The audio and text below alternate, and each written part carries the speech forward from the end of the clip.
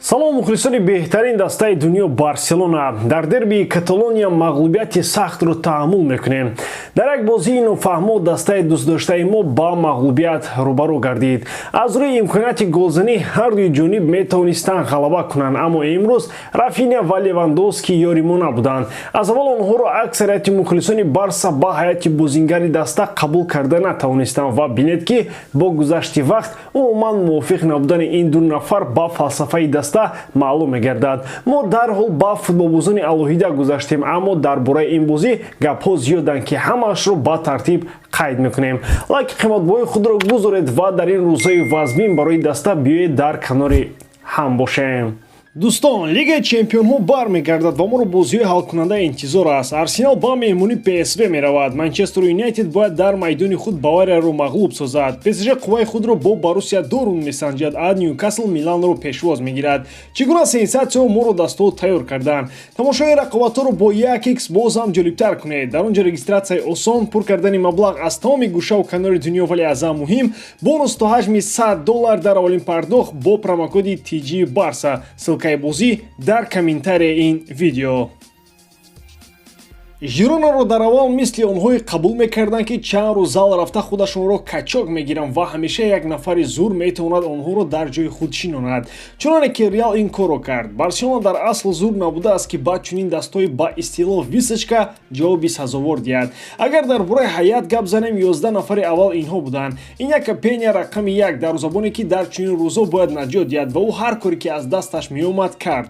Араухо бо Кристенсен ҷуфти ҳимоятгарони марказиро ташкил доданд. Ду канори майдонро Кансело ва Кунде маҳкам карданд. То куҷо ба ин муваффақ шуданд, ин мавзӯи дигар аст, махсусан ки ба Кунде тааллуқ дорад. Сегонаи бозингарони маркази майдон аз Гюндаган, Педри ва Де Йонг тартиб дода шуд. Дар ҳамла аз марказ Левандовски ва дар канорҳо ба ӯ Рафиня бо Феликс кӯмак карданд. Аз ҳар се ин ҳамлагарони як худи Ямал аз ҳамаи онҳо боло аст ки дар ин бозӣ як бори дигар ба ин боварӣ ҳосил кардем. Барои қиёс сегонаи ҳамлагарони Жирона аз Добвик, Сиганков ва Савио иборат буд ки дар якҷоягӣ онҳо 4 гол заданд. Ҳатто аз захира Стуане баромада як гол ба номаш сабт кард. Умуман бозӣ бо як нафас гузашт. Ҳар қадаре ки Барселона фишор меовард, ҳамон қадар Жирона имконият меёфт. Махсусан аз канори чап онҳо ба таври кофӣ ба ҳимоятгарони мо мушкилиҳо эҷод карданд. Дар мавсими гузашта як нафари дигар аз ҳамин канор аз Райо Великано хавиро хеле хафа карда буд ки ӯ Франк Гарсия мебошад ва ӯ ҳам ба Реал Мадрид тааллуқ дорад. Имрӯз Мигел Гутиерес ҳимоятгарони моро дар ҳолати ногвор гузошт ва голи дуюми дастаи Жиронаро маҳзи бозингар ба ҳадаф расонд. Пеш аз ин ду голи дигар ҳам зада шуд ки аввал Добвиг аз мавқеи худро гум кардани Кристенсен истифода бурда ҳисобро кушод. Ду бозингаре ки дар аввали видео зикри хайрашонро кардем, Рафиня ва Левандовски бошад голи якуми Барселонаро ба сама расонидаанд. Бо ин ҳам андешаи мо дар бораи ин ду нафар тағйир намеёбад. Левандовски баъд аз як моҳ гол зад ва пеш аз ин 800 имконияти хубро барбод дод.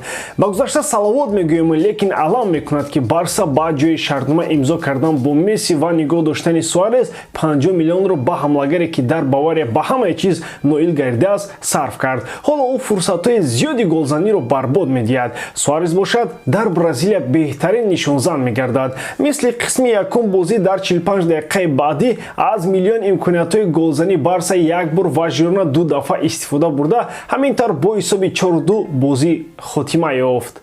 Араухои таърифӣ дар голи Валери чунон рафтор кард ки гӯё барои гузаштан ба дастаи Бавария тайёрӣ мебинад. Бори аввал дар таърих Жирона ба шикаст додани Барселона муваффақ мешавад. Пеш аз бозӣ президенти Барса гуфт ки агар онҳо чемпион шуда натавонанд, бисёр мехост ки Жирона ин корро кунад. Ин даста минтақаи моро намояндагӣ мекунад, гуфт Лапорта. Баъди аз чунин мағлубият дар Барселона дигар ба чемпионӣ дигар кор надорам. Бо чунин ҳолати лангидан дар охир рохат ба Лигаи Чемпионҳоро ба даст оранд давлати калон аст.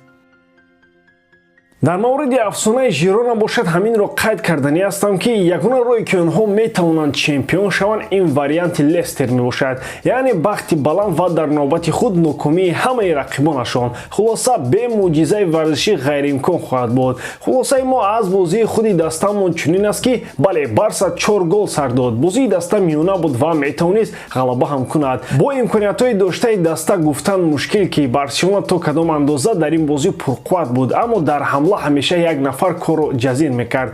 Гоҳ гундаган хасисӣ карда ба касе пас намедод, гоҳ Феликс тӯбро қапида наметавонист ва Педри бошад паси нофаҳмо дода контрҳамлаҳоро барбод медод. Инҳо ба статистика дохил намешаванд, аммо аз ҳамин нозукиҳо афсона бофта мешавад. Жиронаи хеле ҷасур, вале дар навбати худ бисёр нозуке, агар рискашон кор надиҳад шикаста нобуд мешаванд. Дар ин рақобат на ин ки дар бозӣ буд, балки ҳамеша дар ҳисоб пешсаф буда дар охир соҳиби 3 имтиёз шуд. Бозии кушода дар охир аз ҷониби ҳардуи даста имкониятҳои зиёди голзаниро ба вуҷуд овард. Барселона метавонист наҷот ёбад ва баръакс голҳои аз ин зиёдтар сар диҳад, аммо фикр мекунам ҳамаи чиз дар қисми якум ҳал шуда буд. Вақте ки аз ҷиҳати тактикӣ мо бартарӣ доштему, имкониятҳои худро истифода бурда натавонистем.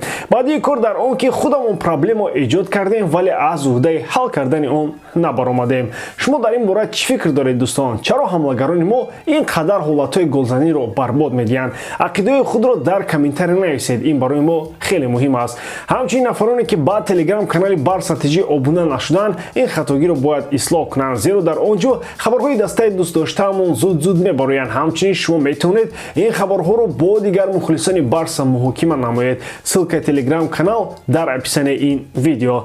дар ҳамаи ҳолат Барселонаро дӯст доред ва канали Барса TG-ро дастгирӣ намоед. дастгирии шумо пешравии мо. бо шумо мисли ҳар вақта Муҳаммад Гаиров. Хайбачӯча дар паноҳи Аллоҳ.